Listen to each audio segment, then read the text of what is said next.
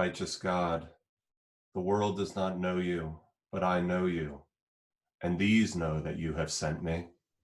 I made your name known to them, and I will make it known, so that the love with which you have loved me may be in them, and I in them. After Jesus had spoken these words, he went out with his disciples across the Kidron Valley to a place where there was a garden, which he and his disciples entered. Now Judas, who betrayed him, also knew the place, because Jesus often met there with his disciples. So Judas brought a detachment of soldiers together with police from the religious leaders, and they came there with lanterns and torches and weapons. Then Jesus, knowing all that was to happen to him, came forward and asked them, "Whom are you looking for?" They answered, "Jesus of Nazareth." Jesus replied, "I am he." Judas, who betrayed him, was standing with them. When Jesus said to them, "I am he," they stepped back and fell to the ground. Again he asked them, "Whom are you looking for?" And they said, "Jesus of Nazareth." Jesus answered, "I told you that I am he. So if you are looking for me, let these men go." This was to fulfill the word that he had spoken. "I did not lose a single one of those whom you gave me." Then Simon Peter, who had a sword, drew it, struck the high priest's slave, and cut off his right ear. The slave's name was Malchus. Jesus said to Peter, "Put your sword back into its sheath. Am I not to drink the cup that God has given me?" So the soldiers, their officer, and the temple security police arrested Jesus and bound him. First, they took him to Annas, who was the father-in-law of Caiaphas, the high priest that year.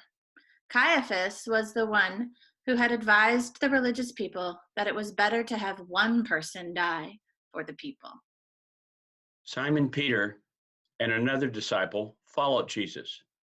Since that disciple was known to the high priest, he went with Jesus into the courtyard of the high priest. But Peter was standing outside at the gate. So the other disciple, who was known to the high priest, went out, spoke to the woman who was guarding the gate, and brought Peter in. The woman said to Peter, You are not also one of this man's disciples, are you?" He said, "I am not." Now the slaves and the police had made a charcoal fire because it was cold, and they were standing around it and warming themselves. Peter also was standing with them and warming himself.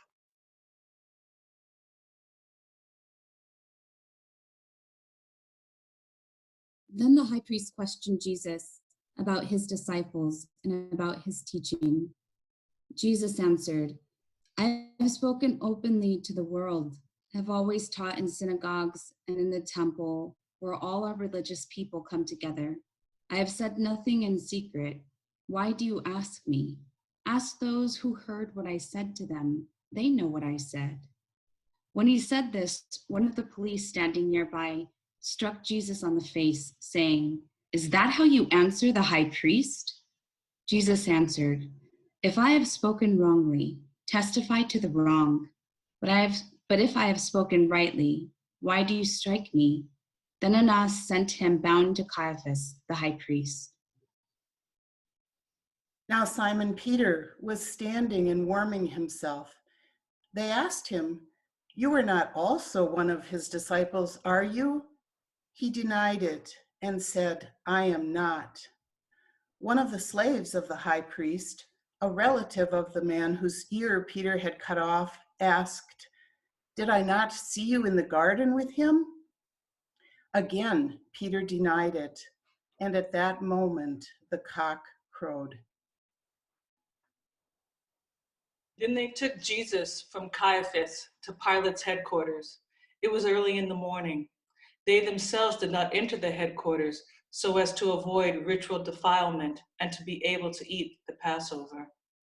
So Pilate went out to them and said, "What accusation do you bring against this man?" They answered, "If this man were not a criminal, we would not have handed him over to you." Pilate said to them, "Take him yourselves and judge him according to your law." The religious leaders replied, "We are not permitted to put anyone to death." This was to fulfill what Jesus had said when he indicated the kind of death he was to die. Then Pilate entered the headquarters again, summoned Jesus, and asked him, "Are you the king of the Jews?" Jesus answered, "Do you ask this on your own, or did others tell you about me?" Pilate replied, "I am not a Jew, am I? Your own nation and chief priest have handed you over to me. What have you done?" Jesus answered, "My kingdom is not from this world. If my kingdom were from this world, my followers would be fighting to keep me from being handed over to the religious leaders. But as it is, my kingdom is not from here." Pilate asked him, "So you are a king?" Jesus answered, "You say that I am a king. For this I was born, and for this I came into the world, to testify to the truth. Everyone who belongs to the truth listens to my voice." Pilate asked him, "What is truth?"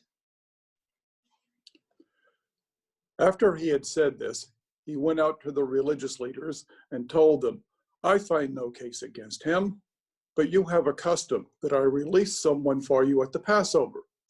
Do you want me to release for you the King of the Jews?" They shouted in reply, "Not this man, but Barabbas." Now Barabbas was a bandit. Then Pilate took Jesus and had him flogged. And the soldiers wove a crown of thorns and put it on his head. And they dressed him in a purple robe. They kept coming up to him saying, "Hail, King of the Jews," and striking him on the face. Pilate went out again and said to them, "Look, I am bringing him out to let you know that I find no case against him." So Jesus came out wearing the crown of thorns and the purple robe. Pilate said to them, "Here is the man." When the chief priests and the police saw him, they shouted, "Crucify him! Crucify him!"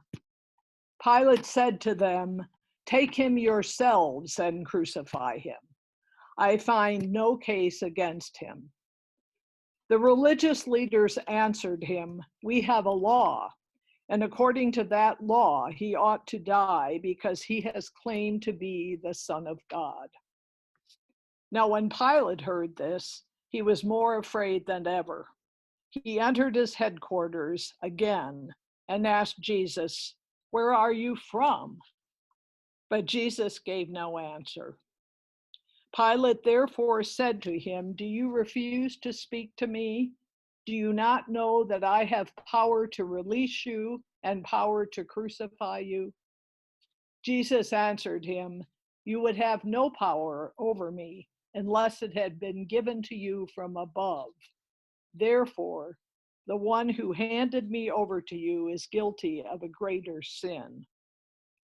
From then on, Pilate tried to release him, but the religious leaders cried out, "If you release this man, you are no friend of the emperor. Everyone who claims to be a king sets himself against the emperor." When Pilate heard these words, he brought Jesus outside and sat on the judge's bench at a place called the Stone Pavement, or in Hebrew, Gabbatha. Now it was the day of preparation for the Passover, and it was about noon.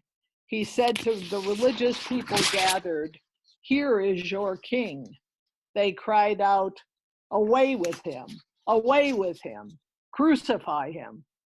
Pilate asked them, "Shall I crucify your king?" The chief priests answered, "We have no king but the emperor." Then he handed him over to them to be crucified.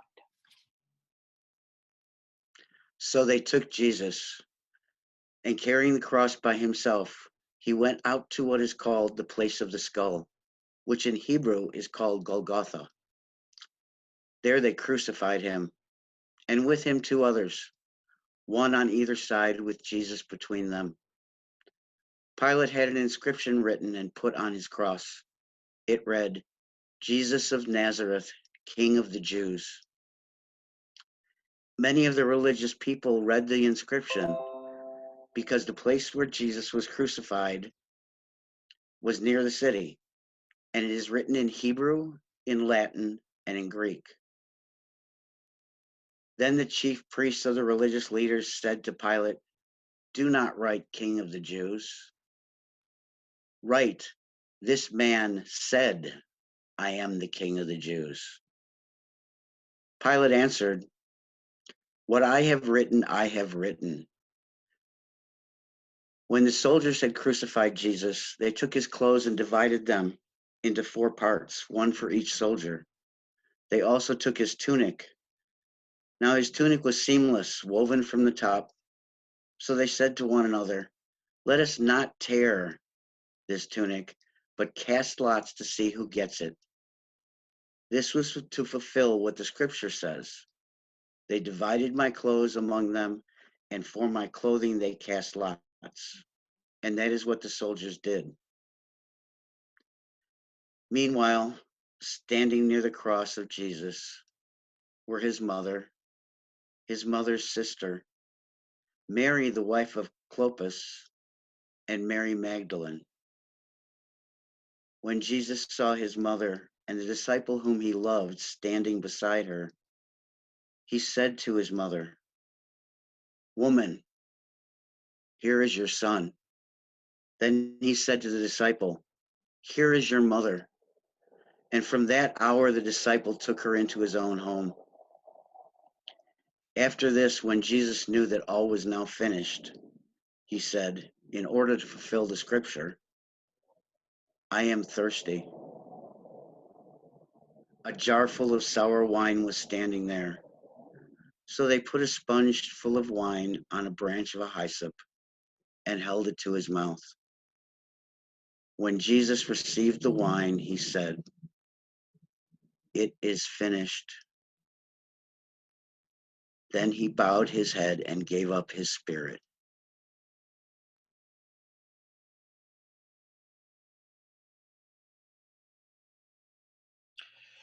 Since it was the day of preparation,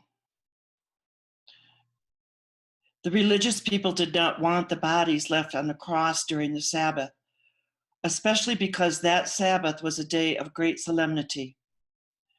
So they asked Pilate to have the legs of the crucified men broken and the bodies removed. As then the soldiers came and broke the legs of the first and the other who had been crucified with him. But when they came to Jesus and saw that he was already dead, they did not break his legs. Instead, one of the soldiers pierced his side with a spear, and at once blood and water came out. He who saw this has testified so that you may also believe. His testimony is true, and he knows that he tells the truth. These things occurred so that the scripture might be fulfilled. None of his bones shall be broken. And again, another passage of scripture says, they will look on the one whom they have pierced. After these things, Joseph of Arimathea, who was a disciple of Jesus, though a secret one because of his fear of the religious leaders, asked Pilate to let him take away the body of Jesus. Pilate gave him permission. So he came and removed his body. Nicodemus, who had at first come to Jesus by night, also came, bringing a mixture of myrrh and aloes, weighing about 100 pounds. They took the body of Jesus and wrapped it with the spices in linen cloths, according to the burial custom of the Jews. Now there was a garden in the place where he was crucified, and in the garden there was a new tomb in which no one had ever been laid. And so, because it was the Jewish day of preparation, and the tomb was nearby, they laid Jesus there.